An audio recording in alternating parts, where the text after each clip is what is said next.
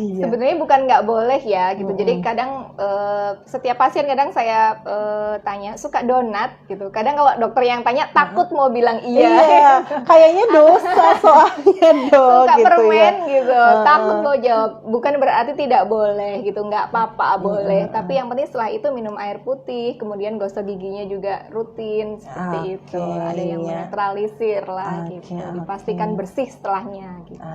Jadi sebenarnya nggak masalah ya dok untuk makanan ini ya, tinggal setelah itu ya terus jangan tidur gitu ya dok, tanpa sikat gigi atau tanpa minum gitu ya dok ya. Oke dok, tadi kan sempat kita membahas sikat gigi di dok, terus yang harus bulunya halus, terus menyesuaikan ukuran mungkin ya, ukuran sikat giginya dengan usianya ya dok. Itu berapa lama sih dok bisa dipakai sikat giginya? Gitu. Paling nggak setiap 3 bulan harus ganti gitu. Tapi kalau pada anak-anak kan kadang tidak selama itu karena 3 bulan itu kadang pertumbuhan giginya sudah mulai banyak ya. Kalau pada 3 tahun ke atas itu tiap 3 bulan harus ganti. Jadi jangan menunggu bulu sikatnya udah nggak rata nanti baru ganti gitu. Ya. Kemudian yang banyak ditanyakan biasanya tentang pasta gigi. Gitu. Oh gitu, iya. Kapan sih boleh gitu atau kapan sih pakainya atau pakainya seberapa kayak gitu. Itu juga penting gitu. Jadi sebetulnya pasta gigi itu nggak, kalau di iklan kan dari bulu sikat ujung sampai ke ujung lagi itu penuh ya. Sebetulnya nggak perlu sebanyak itu. Jadi kalau yang sudah 3 tahun ke atas atau sudah mulai bisa berkumur, sebiji jagung itu sudah cukup sebetulnya. Cukup ya. Iya. Itu untuk anak aja dok atau dewasa juga segitu cukup? Seperti itu. Tapi kalau misalnya masih di bawah itu giginya belum banyak, sebiji beras itu juga cukup. Gitu. Jadi nggak sampai yang harus full satu deret sikatnya bulu ya dok. Iya.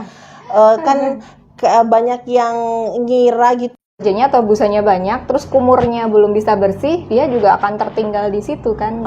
Gitu. Bisa tertelan, bisa tinggal di situ lama gitu. Jadi lama-lama makanan ikut lengket di situ. Malah menambah masalah ya. Iya, oke. Yang penting dipastikan sudah bisa berkumur gitu. Kalau sikat tadi ya.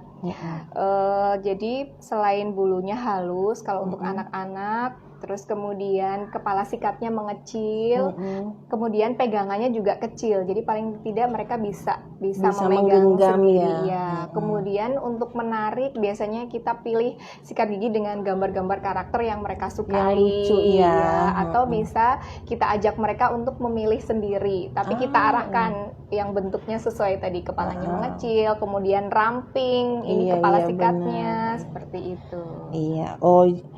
Berhubungan dengan pertanyaan selanjutnya dok, kasih tips dong dok milih alat peralatan gigi yang pas nih dok gitu. Tadi kan sikat giginya udah nih dok, terus pasta giginya. Ada peralatan lain nggak dok? Kan banyak nih berseliweran kayak floss gitu, terus retainer apa ya dok. Nah sebenarnya itu perlu nggak sih dok gitu, apalagi di usia anak. Terus kan kadang anak-anak ada yang ikut tren gitu ya, minta behel. Nah sebenarnya itu boleh nggak sih, itu salah satu peralatan kah atau obat atau bagaimana tuh dok gitu? Jadi karena sekarang ya dunia sosmed juga udah ini ya, terus kemudian banyak orang yang merasa bisa aja nih masangan gitu. Kalau tentang tadi behel, sebetulnya penggunaan behel atau kawat gigi itu kan kita rawat sesuai dengan indikasinya gitu. Dan sebetulnya dokter gigi pun ada spesialisnya untuk merawat itu, juga sembarangan gitu. Dan untuk memasangnya tuh perlu analisis panjang gitu, artinya harus dicetak dulu giginya, harus difoto ronsen untuk tahu profilnya, untuk tahu seberapa tempat yang dibutuhkan gitu. Jadi nggak bisa asal-asalan ke salon nih, pasang behel, tempel-tempel aja, iya. Terus kemudian kalau peralatan tadi pertama dari memilih sikat gigi ya. Kalau misalnya anak-anak tadi bulunya halus, kemudian kepalanya mengecil, terus ramping, genggamannya kecil, bisa digenggam. Terus bulu sikatnya jangan pilih yang hard gitu.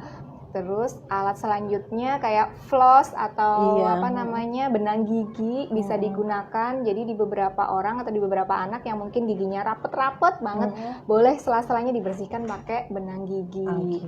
Kemudian ada lagi alat namanya tongue cleaner atau pembersih lidah.